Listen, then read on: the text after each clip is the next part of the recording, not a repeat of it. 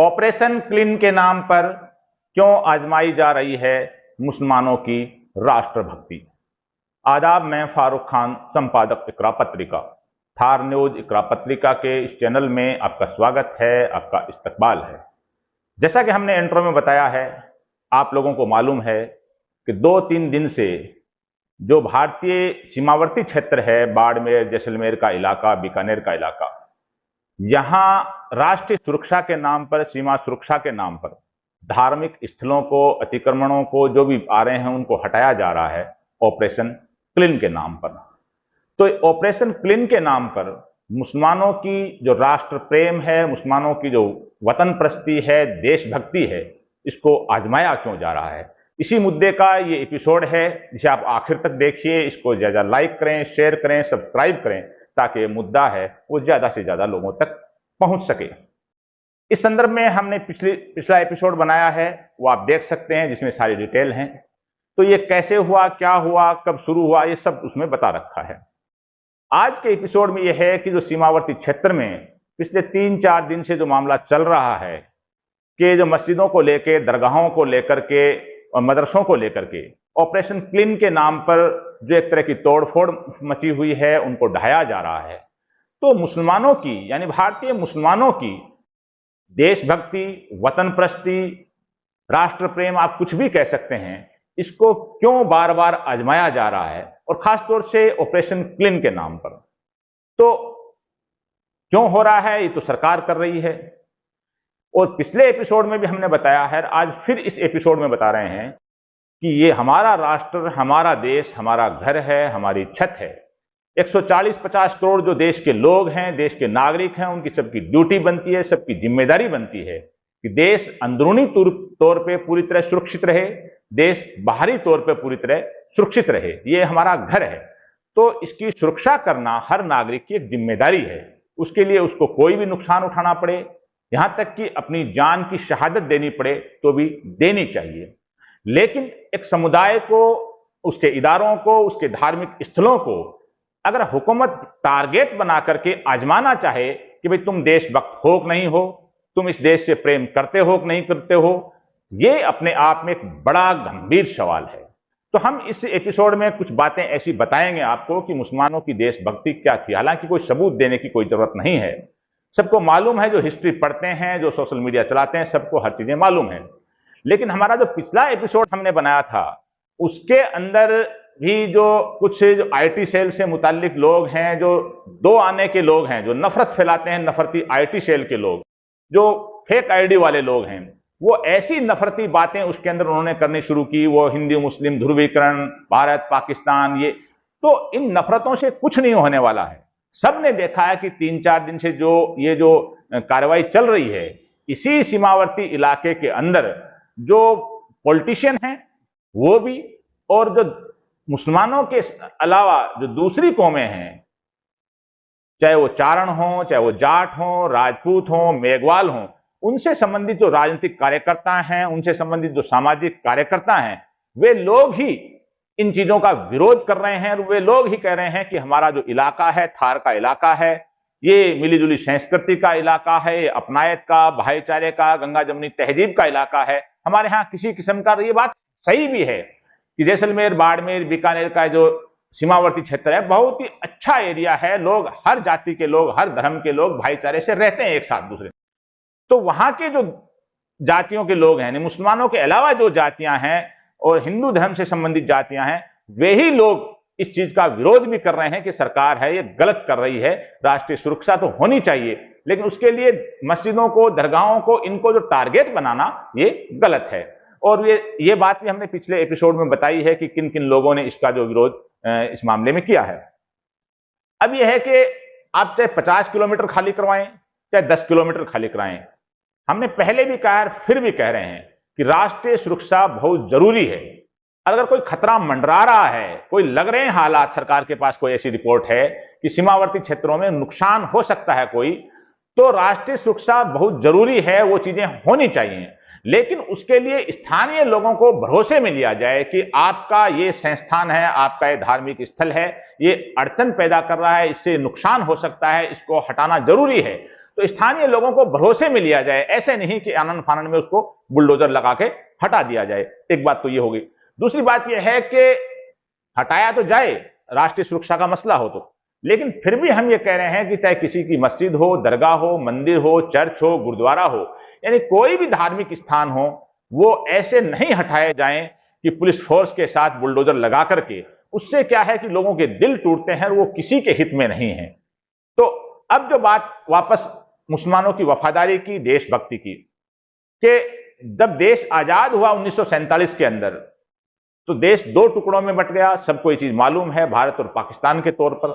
तो भारत में जो मुसलमान यहां रहे, तो भारत के जो अधिकतर मुसलमान थे वो यहीं रहे, और जो बांग्लादेश के इलाके में, पाकिस्तान के इलाके में जो लोग गए यहां से, जो माइग्रेट होकर के, उनकी संख्या बहुत कम थी। तो भारत का मुसलमान यहां अपनी चॉइस से रहा, क्योंकि उसको अपना वतन पसंद था, अपना गांव घर, अपनी मिट्टी पसंद थी, तो भारत का मुसलमान यहीं रहा। और जो 1947 में देश विभाजन के फौरन बाद जब पाकिस्तान के कबायली लोगों ने, वहां के फौज के लोगों ने, क्योंकि फौज 1947 तक तो एक ही थी, भारतीय आर्मी, उसका विभाजन हुआ था फौज का, सिपाही से लेके अफसरों तक सबका अलग अलग, जो वो पाकिस्तान की फौज होगी, वो भारत की फौज होगी। तो विभाजन के तुरंत बाद जब पाकिस्तान की फौज ने कश्मीर पे हमला किया, कश्मीर का बड़ा इलाका कब्जे में ले लिया, और आज भी एक बड़ा इलाका कश्मीर का कब्जे में है। तो सबसे पहली जो बड़ी शहादत हुई, तो उसका हम इसमें जिक्र करेंगे कि 1948 के अंदर जब वो युद्ध हुआ कश्मीर को बचाने के लिए, तो ब्रिगेडियर उस्मान साहब का नाम सबने सुन रखा है। नौशेरा के शेर के नाम से वो मशहूर थे। लगातार वो नौशेरा के सेक्टर के अंदर लड़े पाकिस्तान से, और उनको पाकिस्तान की फौज में शामिल होने का ऑफर भी था, लेकिन वे पाकिस्तान की फौज में शामिल नहीं हुए, भारतीय फौज में रहे। और उनकी जो अदम्य साहस और वीरता थी, उन्होंने जो पाकिस्तान की फौज और कबायलियों के जो दांत खट्टे किए, तो पाकिस्तान की हुकूमत ने उनके ऊपर 50,000 रुपए का इनाम रखा था, और नौशेरा के शेर के नाम से वो भारत में मशहूर हुए। और ब्रिगेडियर उस्मान साहब अदम्य साहस और वीरता का परिचय देते हुए नौशेरा की वादियों में शहीद हो गए देश के लिए। एक बड़ी शहादत थी। भारतीय सरकार ने उनको इस वीरता के ऊपर महावीर चक्र से सम्मानित किया था मरणोपरांत। अब जो अगली बड़ी शहादत जो परमवीर चक्र जितने मिले हैं भारत में, उनमें एक मुस्लिम को परमवीर चक्र मिला है, सबको उनका नाम मालूम है, हवलदार शहीद अब्दुल हमीद साहब। 1965 की भारत पाकिस्तान युद्ध का यह मामला है, और 1962 का जो भारत चीन का युद्ध था, उसमें भी अब्दुल हमीद साहब उसमें लड़े थे, उनको तब भी सम्मानित किया गया था, बड़ी वीरता दिखाई थी। लेकिन 1965 में वे शहीद हो गए थे। और 1965 के अंदर जो पंजाब का जो खेमकरण का इलाका है, वहां असल उत्तर जो गांव है, वहां उनकी पोजीशन थी, उनकी बटालियन की। और पाकिस्तान के अंदर जो अमेरिकी निर्मित जो पेटेंट टैंक थे, जो उच्च क्वालिटी के थे, और उनको भरोसा था अमेरिका को, पाकिस्तान को, कि इन टैंकों का कुछ भी नहीं बिगड़ना है, और पूरा अमृतसर की तरफ वो बढ़ रहे थे कब्जा करने के लिए। वहां अपनी एक आरसीएल गन और एक जीप से अब्दुल हमीद साहब ने जो वीरता का परिचय दिया, जो युद्ध रणनीति का परिचय दिया, और 9 के करीब जो पाकिस्तानी पेटेंट टैंक हैं उनके परखच्चे उड़ा दिए, और अब्दुल हमीद साहब शहीद हो गए। भारतीय सरकार ने उनको मरणोपरांत वीर चक्र से सम्मानित किया। यह एक बड़ी शहादत। अब तीसरी एक वाकया, यह भी 1965 की शहादत का, वार का ही है। 1965 का जो भारत पाकिस्तान युद्ध था, उसके अंदर जो कैप्टन अयूब साहब, जो झुंझुनू जिले के नुआ गांव के थे, कैप्टन अयूब साहब ने जब वो घिर गए, उनका पूरा एरिया, उनकी बटालियन, उनके लोग पाकिस्तान की फौज से, तो भारतीय जो कम्युनिकेशन था, भारतीय ऑर्डर था, उन्होंने पीछे हटने का ऑर्डर दिया, लेकिन वो घिर गए थे, इसलिए पीछे हट नहीं पाए। और अयूब साहब ने, कैप्टन अयूब साहब ने, उन्होंने भी पाकिस्तान के करीब 4 पेटेंट टैंकों के परखच्चे उड़ाए। और उस वक्त पाकिस्तान के अंदर हुकूमत किसकी थी? वहां के जो आर्मी चीफ थे जनरल अयूब, उन्होंने कब्जा कर रखा था देश पे, जनरल अयूब की हुकूमत थी। और भारतीय अखबारों में उन दिनों जो कैप्टन अयूब हैं, वो the Indian Ayub front page में बड़ी लीड हेडिंग लग करके प्रकाशित हुए थे, द इंडियन अयूब। और इंडियन अयूब ने भी पाकिस्तान के पेटेंट टैंकों के परखच्चे उड़ाए, और उनके अदम्य साहस और वीरता के इस सबूत पर भारतीय सरकार ने उनको वीर चक्र से सम्मानित किया था। कैप्टन अयूब साहब फिर झुंझुनू से 2 बार लोकसभा सांसद रहे, केंद्रीय मंत्री रहे। ये बड़ी जो वार है इसकी ये बात हम बता रहे हैं। फिर उसके बाद में 1971 का वार, 71 के वार के अंदर जो कश्मीर का दुर्चा इलाका है, दुर्चा घाटी, वहां का दुर्चा बैटल भारतीय सैन्य इतिहास का एक फेमस बैटल है। और दुर्चा बैटल के अंदर जो 14 ग्रेनेडियर थी इंडियन आर्मी की, 14 ग्रेनेडियर के अंदर जो के कायम खानी कंपनी थी, मुस्लिम कंपनी, उसके 3 दर्जन के करीब जो जवान थे वो शहीद हुए थे। और इन शहीदों में ये सारे, मैं भी उसी खानदान से संबंधित हूं, ये जो बात कह रहा हूं मैं उसी खानदान से संबंधित हूं। और वो जो 3 दर्जन के करीब जो लोग शहीद हुए थे हमारे कायम खानी समुदाय के, मुस्लिम समुदाय के, यानी उन्हीं जो कायम खानी समुदाय है उसी समुदाय से मेरा संबंध है। 3 दर्जन के करीब वीर सैनिक शहीद हुए थे दिसंबर की जो कड़ाके की ठंड थी, आमने सामने की वार में, जो दुर्चा बैटल के अंदर। और इसी इलाके में, इसी अंदर जो मेजर महमूद हसन साहब एमएच खान के नाम से वो फेमस थे, झुंझुनू जिले के धनूरी के थे। और ये जो उन्हीं दिसंबर की 14-15 तारीख की जो रातों का मामला था, जो हमला हुआ, तो मेजर एमएच खान साहब वो पाकिस्तान के अंदर घुस करके, 8-10 किलोमीटर अंदर घुस करके, और पाकिस्तान का जो एम्युनिशन डिपो था, हथियारों का जो जखीरा था, उसको ब्लास्ट कर दिया उन्होंने। और वो वापस आए तो रास्ते के अंदर वो भी वहां जख्मी होकर शहीद हो गए। और मेजर एमएच खान साहब को भी भारतीय सरकार ने इस अदम्य साहस और वीरता के सम्मान में मरणोपरांत वीर चक्र से सम्मानित किया। और जिस कायम खानी समुदाय से मेरा संबंध है, जैसा हमने बताया, 6 वीर चक्र मिले हुए हैं।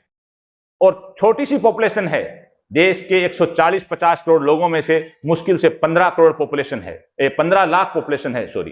तो 150 करोड़ लोगों में 15 लाख पॉपुलेशन है कायम खानी कम्युनिटी की, उसमें 6 वीर चक्र मिले हुए हैं, 4 शौर्य चक्र मिले हुए हैं, और 250 से ज्यादा वीर सैनिक, कायम खानी मुस्लिम सैनिक देश के लिए शहीद हुए हैं अलग अलग वार के अंदर, कारगिल तक, उसके बाद सैन्य ऑपरेशनों में भी।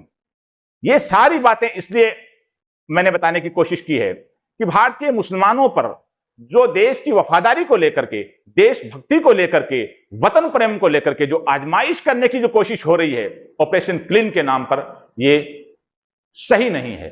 देश की सुरक्षा पहले है, सीमा की सुरक्षा पहले है, लेकिन उसके लिए किसी समुदाय को टारगेट बनाना, उनके धार्मिक स्थलों को टारगेट बनाना, ये उचित नहीं है। और ये जो सारे हालात जो बन रहे हैं कि वहां के जो बॉर्डर के एरिया के जो, जैसा कि पहले भी हमने बताया कि अन्य जातियों के लोग हैं, वे भी सरकार की इस कार्रवाई से खुश नहीं हैं। हां, अगर जैसा कि और अलग अलग किस्म के भी बातें हो रही हैं कि वहां पूरा बॉर्डर खाली करा करके कोई सोलर पैनल की जो कंपनियां वगैरह वो भी आएंगे, जो भी है, ये है सही है, गलत है अपनी जगह। लेकिन अगर सरकार खाली ही कराना चाह रही है उस पूरे एरिया को, तो सरकार को जो आर्मी के रिटायर्ड लोग हैं उन लोगों को वहां शिफ्ट करना चाहिए। उनके जो पूरे सारे उनकी खेती के और या कोई कारखाने लगाने हो, कुछ भी हो, नहीं, सरकार को जब राष्ट्रीय सुरक्षा का मामला है तो किसी का कोई भी चीज, घर, मकान, धार्मिक स्थल तोड़ा जाए, चाहे किसी की मस्जिद टूटे, किसी का मंदिर टूटे, चर्च, गिरजा, कोई भी टूटे, राष्ट्रीय हित में, राष्ट्रीय सुरक्षा में तोड़ा जा सकता है, लेकिन लोगों को भरोसे में लेकर के, ऐसा भरोसा जीता जाए लोगों का कि लोग अपनी मर्जी से अपनी मस्जिद तोड़ लें, अपनी मर्जी से अपना मंदिर तोड़ लें, अपनी मर्जी से अपना गुरुद्वारा तोड़ लें, अपनी मर्जी से अपना चर्च तोड़ लें, अपनी मर्जी से अपना सामाजिक संस्थान तोड़ लें, अपनी मर्जी से अपना घर तोड़ लें, दुकान तोड़ लें, इन लोगों का भरोसा जीता जाए। तो ये भारतीय मुसलमानों की जो बार बार आजमाइश करने की जो कोशिश हो रही है, और 2 आने की आईटी सेल जो उल्टे सीधे कमेंट करती है, उन लोगों को मालूम नहीं है कि देश क्या है। वो लोग अपने मोबाइल में कमेंट कर सकते हैं, सबको मालूम है कि देश के अंदर जो हालात बन रहे हैं, जो भाईचारा तोड़ने की कोशिश हो रही है, वो देश की दुश्मन ताकतें हैं जो सांप्रदायिक ध्रुवीकरण करते हैं और दुश्मनों को एक मौका देने की कोशिश कर रहे हैं। लेकिन देश की जो जितनी भी जनता है 140-50 करोड़, वो भाईचारे से रहना चाह रही है। कुछ लोग हैं जो आईटी सेल के जरिए या नेतागिरी के चक्कर में हुकूमत हासिल करने के लिए नफरत फैलाते रहते हैं, लेकिन देश इन चीजों से नहीं चलता है। देश जनता के भरोसे से चलता है, देश जनता का दिल जीतने से चलता है, देश है लोगों को रोटी, रोजगार, चिकित्सा, शिक्षा देने से चलता है। हमारा एपिसोड आपको कैसा लगा, अपनी राय है वो कमेंट बॉक्स में व्यक्त कीजिए, ताकि हम कोई और एपिसोड बनाएं तो आपकी राय को उसमें शामिल कर सकें। आज के इस एपिसोड में बस इतना ही। जय हिंद, जय भारत।